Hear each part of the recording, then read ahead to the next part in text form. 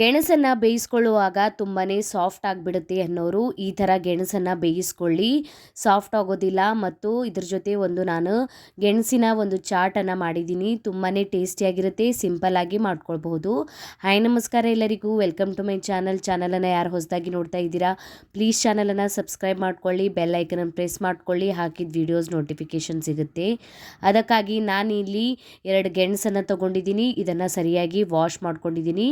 ಸರಿಯಾಗಿ ವಾಶ್ ಮಾಡ್ಕೊಂಡ್ಬಿಟ್ಟು ಇದನ್ನು ನಾನೀಗ ಕುಕ್ಕರ್ನಲ್ಲಿ ಹಾಕ್ಕೋತಾ ಇದ್ದೀನಿ. ಈ ಗೆಣಸನ್ನು ನಾವು ಕುಕ್ಕರ್ನಲ್ಲಿ ಬೇಯಿಸ್ಕೊಳ್ತಾ ಇದ್ದೀವಿ.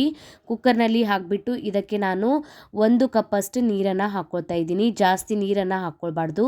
ಹಾಕ್ಕೊಂಡ್ಬಿಟ್ಟು ಕುಕ್ಕರ್ ಮುಚ್ಚಳ ಮುಚ್ಚಿ ಇದನ್ನು ಮೀಡಿಯಮ್ ಫ್ಲೇಮ್ನಲ್ಲಿ 2 ವಿಸಿಲ್ ಬರೋವರೆಗೂ ಬೇಯಿಸ್ಕೊಳ್ಬೇಕು. 2 ವಿಸಿಲ್ ಬಂದಮೇಲೆ ಗ್ಯಾಸ್ ಫ್ಲೇಮನ್ನು ಆಫ್ ಮಾಡಿಬಿಟ್ಟು ಕುಕ್ಕರ್ ತಣ್ಣಗಾಗಿದ್ಮೇಲೆ ಈ ಗೆಣಸನ್ನು ತೆಕ್ಕೊಳ್ಬೇಕು. ನೋಡಿ, ಈಗ ನಾನು ಗೆಣಸನ್ನು ಕುಕ್ಕರ್ನಿಂದ ಒಂದು ಪ್ಲೇಟ್ ಒಳಗೆ ತೆಕ್ಕೊಂಡ್ಬಿಟ್ಟಿದ್ದೀನಿ.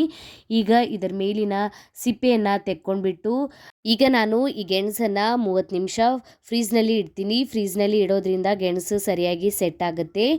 30 ನಿಮಿಷ ಆಗಿದ್ಮೇಲೆ ಈ ಗೆಣಸನ್ನು ನಾನು ಈ ಥರ ರೌಂಡ್ ಶೇಪ್ನಲ್ಲಿ ಕಟ್ ಮಾಡ್ಕೊಂಡಿದ್ದೀನಿ. ನೋಡಿ ಎಷ್ಟು ಸರಿಯಾಗಿ ಗೆಣಸು ಸೆಟ್ ಆಗಿದೆ ಅಂತ, ಮತ್ತು ಮೆತ್ತಗೂ ಆಗೋದಿಲ್ಲ. ಈ ಥರ ನೀವು ಗೆಣಸನ್ನು ಬೇಯಿಸ್ಕೊಂಡು ಫ್ರೀಝರ್ನಲ್ಲಿ ಇಟ್ಕೊಂಡ್ರೆ, ನೋಡಿ ಈಗ ನಾನು ಒಂದು ಚಾಟ್ ರೆಸಿಪಿಯನ್ನು ತೋರಿಸ್ತಾ ಇದ್ದೀನಿ. ಈ ಥರ ರೌಂಡ್ ಶೇಪ್ನಲ್ಲಿ ನಾನು ಗೆಣಸನ್ನು ಕಟ್ ಮಾಡ್ಕೊಂಡಿದ್ದೀನಿ. ಕಟ್ ಮಾಡ್ಕೊಂಡ್ಬಿಟ್ಟು ಇದ್ರ ಮೇಲೆ ನಾನು ಸ್ವಲ್ಪ ಲಿಂಬೆಹಣ್ಣಿನ ರಸನ ಹಾಕ್ಕೋತಾ ಇದ್ದೀನಿ. ಸ್ವಲ್ಪ ಇದಕ್ಕೆ ನಾನು ಉಪ್ಪನ್ನು ಹಾಕ್ಕೋತಾ ಇದ್ದೀನಿ.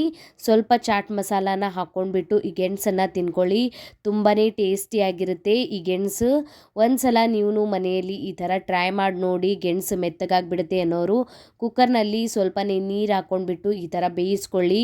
ಗೆಣಸು ಸರಿಯಾಗಿ ಬೇಯುತ್ತೆ ಮತ್ತು ಮೆತ್ತಗಾಗೋದಿಲ್ಲ. ಈಗ ನೋಡಿ, ನಮ್ಮ ಗೆಣಸಿನ ಚಾಟ್ ರೆಡಿಯಾಗಿದೆ. ಒಂದ್ಸಲ ನೀವು ಮನೆಯಲ್ಲಿ ಟ್ರೈ ಮಾಡಿ ನೋಡಿ, ಕಮೆಂಟ್ ಒಳಗೆ ತಿಳಿಸಿ ವಿಡಿಯೋ ಹೇಗೆ ಅನ್ನಿಸ್ತಂತ. ವಿಡಿಯೋ ಇಷ್ಟ ಆಗಿತ್ತಂದ್ರೆ ಒಂದು ಲೈಕ್ ಮಾಡಿ, ಫ್ಯಾಮಿಲಿ ಮತ್ತು ಫ್ರೆಂಡ್ಸ್ ಜೊತೆ ಶೇರ್ ಮಾಡ್ಕೊಳ್ಳಿ. ಇದೇ ರೀತಿಯ ವಿಡಿಯೋಸನ್ನು ನೋಡೋಕೆ ಚಾನಲನ್ನು ಸಬ್ಸ್ಕ್ರೈಬ್ ಮಾಡ್ಕೊಳ್ಳಿ. ಇನ್ಸ್ಟಾಗ್ರಾಮ್ ಫೇಸ್ಬುಕ್ಕಿಗೂ ಫಾಲೋ ಮಾಡ್ಕೊಳ್ಳಿ. Thank you.